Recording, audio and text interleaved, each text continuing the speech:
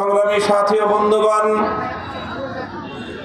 এই যে একটি সংগ্রামের মধ্য দিয়ে 5ই আগস্ট বাংলাদেশ একটি নতুন বাংলাদেশে রূপান্তরিত হওয়ার স্বপ্ন মানুষের চোখে ভেসে উঠেছে। এদেশের মানুষ নতুন একটি বাংলাদেশ দেখার স্বপ্নে বিভোর হয়েছে। এই পর্যায়ে দেশের সচেতন জনতাকে, বিশেষ করে আমি বলবো ছাত্র সমাজ এবং আলেম সমাজ, এই দুই সমাজকে আগামীর বাংলাদেশ বিনির্মাণে তাদেরকে গুরুত্বপূর্ণ ভূমিকা পালন করতে হবে। ৭১-এর মুক্তিযুদ্ধকে ছিনতাইয়ের মাধ্যমে পার্শ্ববর্তী বন্ধুরূপী রাষ্ট্র বাংলাদেশের বুকের উপর মুক্তিযুদ্ধের চেতনা বিরোধী মৌল নীতিমালার আলোকে একটি গণ অভিপ্রায়ের বিরুদ্ধবাদী সংবিধান বাংলাদেশের মানুষের উপর চাপিয়ে দিয়েছিল। যেই সংবিধান বিগত অর্ধ শতাব্দীকাল বাংলাদেশের মানুষকে তাদের চিন্তা চেতনা, তাদের হাজার বছরের কৃষ্টি কালচার, ইতিহাস এবং ঐতিহ্যের বিরুদ্ধে চালিত করেছে।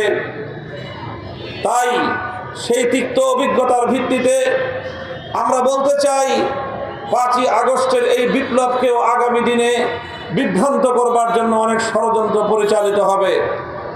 এজন্য এদেশের ছাত্র সমাজকে সচেতন থাকতে হবে, এদেশের আলেম সমাজকে সোচ্চার থাকতে হবে। বিগত স্বৈরাচারী জালিম শেখ হাসিনার রাজনীতিটা আমাদেরকে প্রথমে বুঝতে হবে এবং সেই শেখ হাসিনার রাজনীতির পতনের যে মূল চেতনা ছিল, সেই চেতনাটাকে আমাদেরকে অনুধাবন করতে হবে। আমি বলি, শেখ হাসিনার রাজনীতির ছিল দুটি মূলনীতি। প্রথম মূলনীতি ছিল শেখ হাসিনার প্রতিশোধের রাজনীতি। শেখ হাসিনার রাজনীতির দ্বিতীয় মূলনীতি ছিল বিভাজনের রাজনীতি। 1975 সালে বঙ্গবন্ধু শেখ মুজিবুর রহমান সাহেব তার বাকশাল গঠনের কারণে একটি যখন অভ্যুত্থানের শিকার হন, 30,000 মায়ের বুক খালি করে বাকশাল বাংলাদেশের মানুষের অধিকার, মৌলিক অধিকারগুলোকে বুটের তলায় পায়ের নিচে পিষ্ট করেছিল, যার অনিবার্য পরিণাম ছিল 1975-এর 15ই আগস্ট।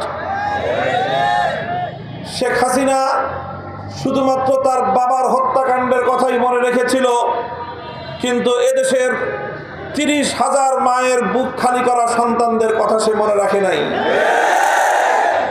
1975 সালে তখনই আন্তর্জাতিক মিডিয়ায় শেখ হাসিনা সাক্ষাৎকারে বলেছিল, যে জাতি তার বাবাকে হত্যা করেছে তিনি সেই জাতির কাছ থেকে প্রতিশোধ গ্রহণ করবেন।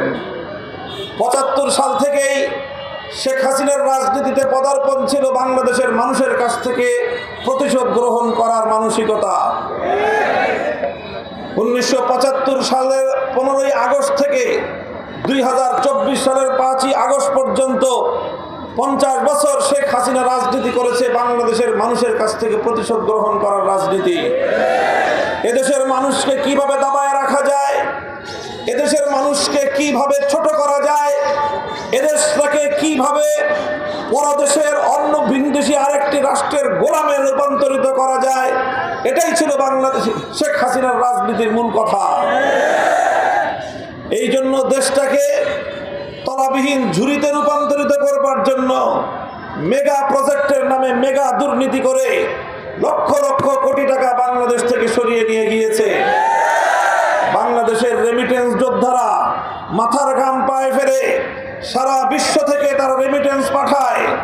এদেশের প্রাইভেট সেক্টরের ব্যবসায়ীরা তারা কষ্ট করে দেশ থেকে উৎপাদন করে বিদেশি রেমিটেন্স তারা দেশে আনে, বিদেশি মুদ্রা তারা বাংলাদেশে আনে, আর সেই টাকা দিয়ে বাংলাদেশ যতটুকু উন্নতির দিকে যায়, শেখ হাসিনার সরকার বিগত 15 বছর ধরে সেই সমস্ত টাকা অবাধে লুটপাট করেছে। এটা করেছে শুধু টাকা লুটপাট করার জন্য না, একটা মানুষের আর একটা পরিবারের কত টাকা লাগে, এটা করেছে বাংলাদেশের মানুষের কাছ থেকে প্রতিশোধ গ্রহণ করার জন্য।